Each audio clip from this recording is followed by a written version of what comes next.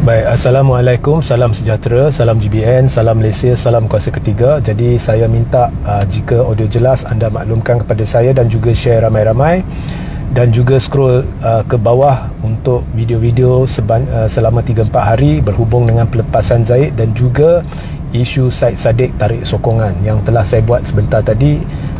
Rujuk kepada video tersebut, mengapa saya berkata Syed Saddiq telah berjaya checkmate Anwar dan DAP. So sepintas lalu Syed Saddiq telah menarik sokongan secara rasmi, dan ini bermakna kerajaan pimpinan Anwar sudah hilang 2/3 majoriti. Tapi ini dari sudut congakkan kerusi, dari sudut kedudukan di Dewan Rakyat. Saya dimaklumkan setakat hari ini Syed Saddiq masih duduk di blok kerajaan kerana belum sempat mereka menyediakan tempat baru bagi dia di blok pembangkang. So itu dijangka akan berlaku esok atau lusa. Baik, susulan daripada tindakan Syed Saddiq ini, saya pun dah jelaskan mengapa Barisan Nasional sudah hilang saham dia, tidak lagi menjadi tali hayat ataupun insurans buat Anwar dan DAP. Anda perlu rujuk live yang saya buat tadi untuk penjelasan terperinci dan implikasi sebenar tindakan Syed Saddiq keluar daripada blok kerajaan, termasuk bagaimana ini akan menjadikan usaha untuk menumbangkan kerajaan pimpinan Anwar 10 kali ganda lebih mudah. Baik, untuk tujuan live ini saya hendak merujuk kepada kenyataan-kenyataan yang dilambung di media sosial, di mana ramai pengikut media sosial bersorak gembira dan mengatakan dengan tiada majoriti 2/3, maka perkara-perkara yang memerlukan 2/3, contohnya persempadanan semula atau perkara-perkara berkait dengan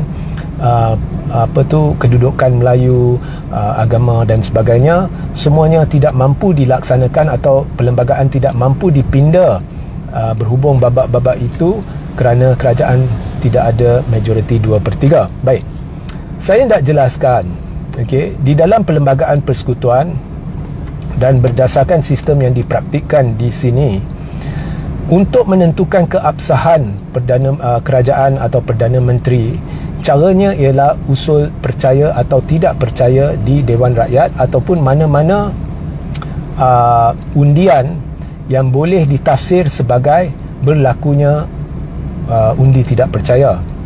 Jadi sama ada diusulkan undi percaya atau diusulkan undi tidak percaya, ataupun jika kerajaan membentangkan rang undang-undang dan dalam bacaan kedua dan ketiga ianya gagal dari sudut undian, maka ia boleh ditafsir sebagai undi tidak percaya. Inilah cara-cara yang dikenal pasti untuk menentukan secara sah keabsahan kerajaan. Bagaimanapun perlembagaan juga dalam perkara-perkara berkait dengan pelantikan Perdana Menteri dan kedudukan Perdana Menteri menyatakan dengan jelas bahawa ianya adalah pada budi bicara yang di Pertuan Agong, sama ada baginda yakin Perdana Menteri itu mampu memperolehi majoriti di Dewan Rakyat. Jadi ianya juga merujuk kepada keyakinan tuanku. Maknanya jika ada sebarang cara lain yang boleh yakinkan tuanku, maka ianya juga boleh digunakan sebagai asas untuk menentukan sama ada kerajaan sah atau tidak, ataupun sama ada Perdana Menteri ada majoriti atau tidak. Contohnya jika MP-MP membuat akuan bersumpah, dan jika tuanku menerima akuan bersumpah itu dan kemudiannya berdasarkan akuan bersumpah itu yakin bahawa Anwar telah hilang majoriti sebagai contoh, maka itu dibenarkan. Sebab itulah dulu kerajaan berubah dengan menggunakan akuan bersumpah. So pendek kata, ianya tertakluk kepada keyakinan dan budi bicara tuanku apabila isu keabsahan Perdana Menteri timbul. Jadi adakah sebarang dokumen atau cara lain yang boleh meyakinkan tuanku, ataupun menerusi usul undi percaya atau tidak percaya, atau sebarang undian yang boleh ditafsir sebagai undi tidak percaya. Nah, ada sebab benda ni dilakukan kerana kalau kita lihat kedudukan kerusi sekarang, blok kerajaan ada 147 kerusi, tak cukup untuk majoriti 2/3. Ya, dan tidak mungkin, melainkan Syed Saddiq kembali ke blok kerajaan, tidak mungkin kerajaan mendapat majoriti 2/3 kerana tidak ada lagi kerusi yang dia boleh cuba tarik. Kerana kerusi-kerusi yang berbaki adalah Perikatan Nasional.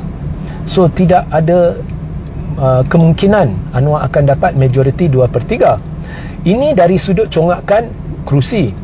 Tetapi kalau kita hendak kalau esok berlaku satu pembentangan berhubung persempadanan semula, okey, dan kemudian bila tiba masa pengundian, okey, walaupun Syed Saddiq duduk di pembangkang, tetapi ini tidak menghalang dia daripada menyokong satu-satu usul itu.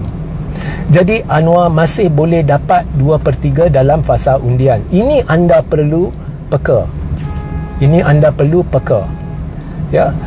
So, walaupun dari sudut, saya ulang, walaupun dari sudut congakkan kerusi Anwar tidak ada majoriti 2/3, tapi yang lebih penting lagi adalah dalam fasa undian, adakah Anwar mampu dapat 2/3. Mungkin sebagai contoh, ada satu pembentangan yang dibuat yang memerlukan sokongan 2/3, dan mungkin kebetulannya usul itu pembangkang pun setuju. Jadi ada MP-MP pembangkang pun sokong usul itu. Jadi Anwar boleh dapat 2/3.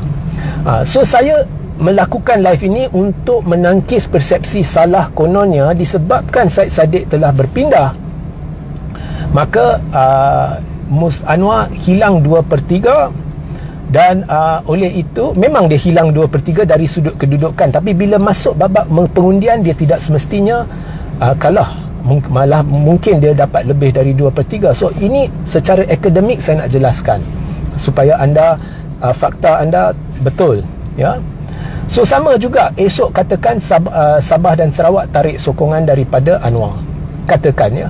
So kalau Sabah tarik, Sarawak tarik, jumlahnya 36 kerusi hilang, campur dengan Syed Saddiq 37 kerusi hilang. Tinggal hanya PH dengan Barisan Nasional di dalam kerajaan. PH dengan Barisan Nasional hanya ada 111 kerusi.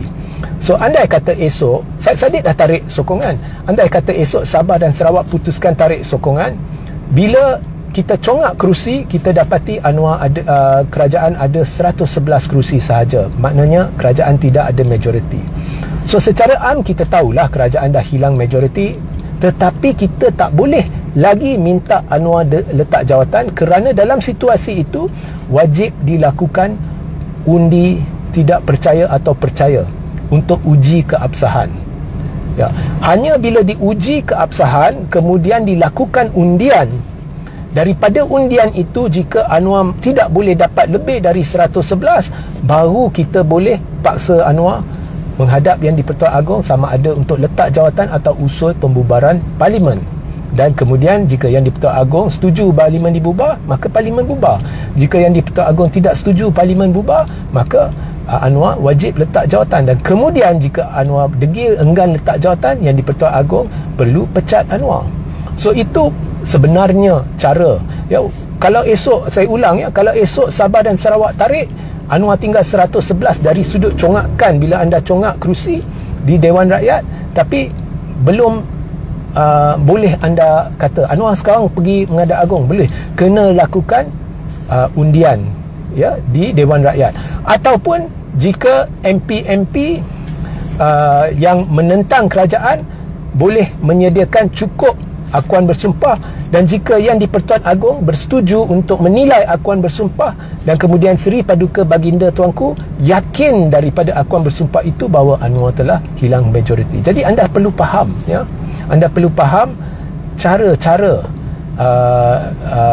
kerajaan boleh menang atau kalah satu usul di Dewan Rakyat. So sehingga kita berjumpa di lain masa. Assalamualaikum, salam sejahtera, salam GBN, salam Malaysia dan salam kuasa ketiga.